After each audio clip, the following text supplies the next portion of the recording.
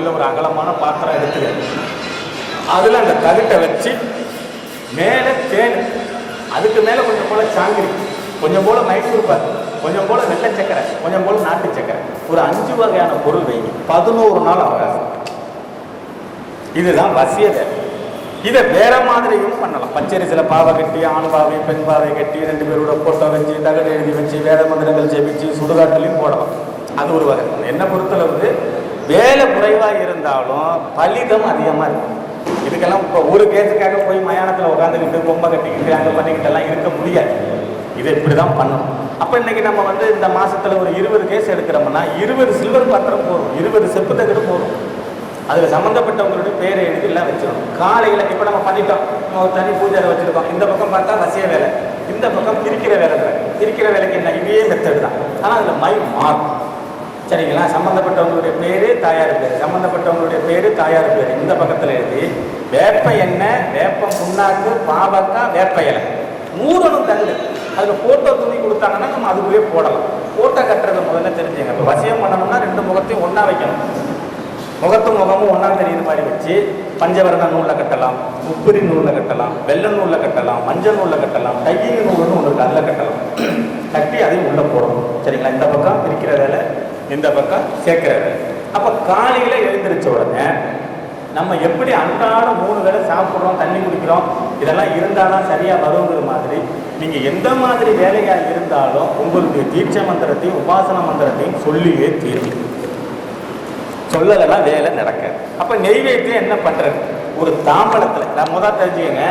நீங்கள் குட்டி சாசனம் எடுத்தாலும் சரி, யக்ஷினி எடுத்தாலும் சரி, குலதெய்வத்தை எடுத்தாலும் சரி, ஐயப்பன் எடுத்தாலும் சரி, முருகன் எடுத்தாலும் சரி, வெங்கடகலபதி எடுத்தாலும் சரி, பரிவார தெய்வங்கள் எடுத்தாலும் சரி, மெயினான நெய்வேத்தியம் பால், காய்ச்சின பால், 2 ஏலக்காய், கொஞ்சம் போல் அதில் கருப்பட்டி. இது எல்லா தெய்வத்துக்கும் உகந்த நெய்வேத்தியம். ஒரு தாம்பலம் ஒன்று வச்சுக்கோங்க. 2 வெத்தலை, 2 பாக்கு, 2 பழம், பசும்பாலை காய்ச்சி அதை வை. பசும்பாலை காய்ச்சி 2 ஏலக்காய் போட்டு அதை இனிப்பாக வை. சாயந்தரமாக யாருக்கேனும் அதை கொடுக்கலாம்.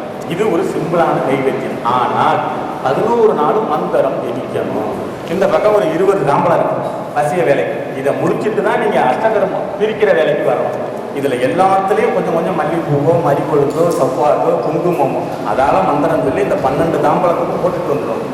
போட்டுட்டு வந்து தலையில் தண்ணீர் தொளிச்சுக்கிட்டு வாயை கொப்பளிச்சுக்கிட்டு தான் அஷ்டமாசத்துக்கிட்டு போகணும் பிரிக்கிற வேலைக்கு.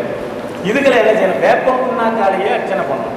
பிரிக்கிற வேலைக்கு வேப்பம் புண்ணாக்கு எடுத்துக்கங்க, சேர்க்கிற வேலைக்கு குங்குமம் எடுத்துக்கங்க, இல்லை சவ்வாது எடுத்துக்கங்க, இல்லை மறிகொழுந்த மல்லிப்பூ. இந்த பக்கம் இனிப்பு வாசன திரவியம் அதிகம், இந்த பக்கம் கசப்பு வாசன திரவியமே கிடையாது. பிரிக்கிறதுக்கு இந்த வேலை, சேர்க்கறதுக்கு இந்த வேலை. ஆந்திரிகத்தில் இது 2 அதிகமாக வரும். அதை தாண்டி பிரசன்னம் பார்க்கறதுக்கு போகும். சரிங்களா? பிரசன்னம் எப்படி பார்க்கணும், எந்த மாதிரி அதை சொல்லணும்னு தான் அடுத்தது. சரியா? இப்போ ஒருத்தர் 12 வகையான சோபி பயன்படுத்துகிறவங்க இருக்காங்க. ஒரு சில பேர் 9 வகையான சோபி பயன்படுத்துகிறாங்க. 9ங்கிறது நவகிரகத்தை குறிக்கும், 12ங்கிறது ராசியை குறிக்கும். இதில் இருக்கிறதுல 22 வகையான பிரசன்ன முறை இருக்குது. சோபி பிரசன்னம் இருக்குது, வெத்தலை பிரசன்னம் இருக்குது, கற்பூர பிரசன்னம் இருக்குது, தாம்பர பிரசன்னம் இருக்குது, தாம்பரப்பூல பார்க்குறது இருக்குது, திருநீரில் பார்க்குறது இருக்குது. இப்போ உங்களுக்கு நான் ஒரு எளிமையான மெத்தடில் ஒரு பிரசன்னம் சொல்லிடுறேன். இப்போ இந்த நோட்டு பேனா அவங்க கையில் இருக்கு இல்லைங்களா?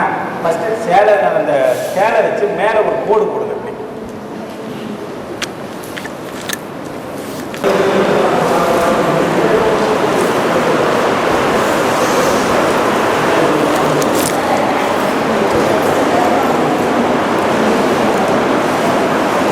கோடு போட்டாச்சா? இப்ப எண்ணிக்க கூடாது.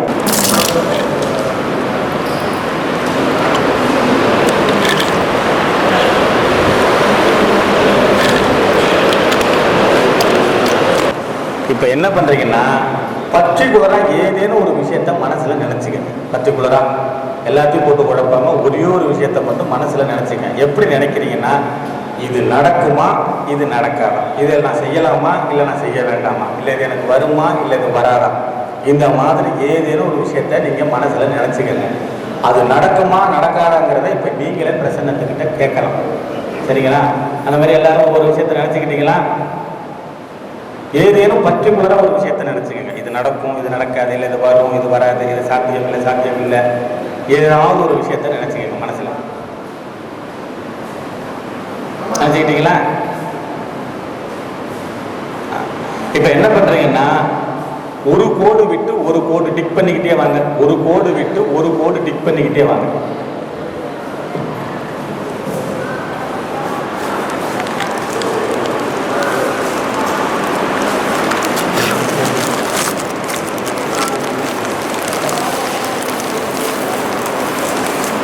ஒரு கோடு விட்டு ஒரு கோடு.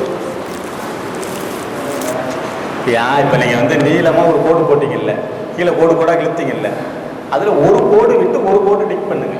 ஒரு கோடு விடுங்க, ஒரு கோடு டிக் பண்ணுங்க. ஒண்ணு விட்டு ஒண்ணு.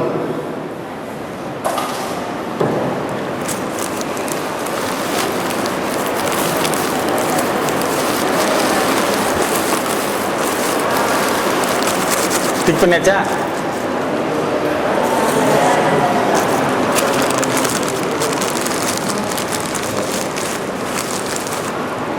ஐயா தெரியலைன்னா பக்கத்தில் உள்ளவங்களை கேட்டுக்கங்க, இல்லை என்ன கேளுங்க, நான் சொல்லி தரேன். நான் டிக் பண்ணலை, எல்லாரும் டிக் பண்ணியாச்சா? இப்போ இதில் என்ன விஷயம்னு கேட்டிங்கன்னா, யாருக்கெல்லாம் லாஸ்ட்ல ரெட்டை கோடு வந்திருக்கும் அந்த காரியம் நடக்கும். யாருக்கெல்லாம் ஒத்த கோடு வந்திருக்கும் அந்த காரியம் நடக்காது. லாஸ்டா யாருக்கு ரெட்டை கோடு மீதி இருக்குன்னு பாருங்க.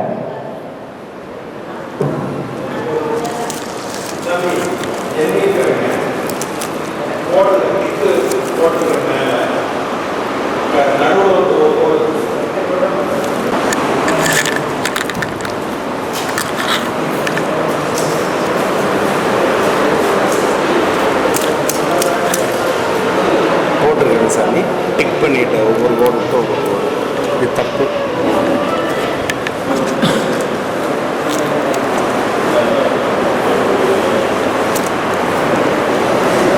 ஏதோ ஒரு மனசுல நினச்சிட்டேங்க சார்.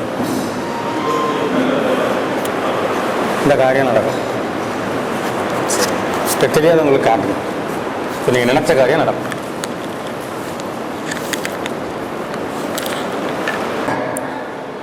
இதை ஏன் நான் வந்து இது ஒரு அற்புதமான பிரச்சனை சொல்ல வரேன்னா, இதில் நம்ம எண்ணி எல்லாம் கோடு போடலை. நல்லா கவனமாக கேட்டுங்க. இதை நம்ம எண்ணி கோடு போடலை. ஃபஸ்ட்டு நம்ம ஒரு கோடு பிடிப்போம்.